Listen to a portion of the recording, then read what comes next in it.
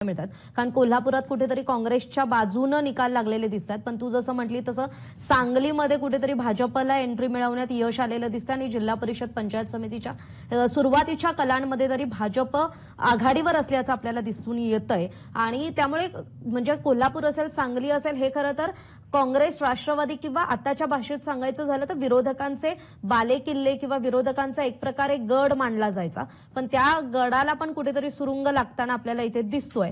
पण कोल्हापुरात बंटी पाटील हे जे काही म्हणजे मागच्या महापालिका निवडणूक असेल आताची जिल्हा परिषद निवडणूक असेल तिथे कुठेतरी एकटेपणाने एकाकी नेतृत्व काय असतं आणि एकट्यावरती जेव्हा येतं तेव्हा आपण कसं सर्वस्वपणाला लावून आपल्या पक्षासाठी काय करू शकतो हे खरं तर काँग्रेसचे बंटी पाटील आहेत हे दाखवून देतात।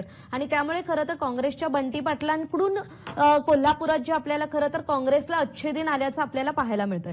आता आपण जर सांगायचं झालं तर सातारा जिल्हा परिषदेचा जे निकाल येतोय त्याच्यात लिंब गटातून सर्जेराव सावंत हे खरं तर विजयी झालेले आहेत। पंचायत समितीबाबत सांगायचं झालं तर कोंढवे गणातून माफ करा तिथून पण उमेदवार विजयी झालेले आहेत ते भाजपचे आहेत महेश गाडे।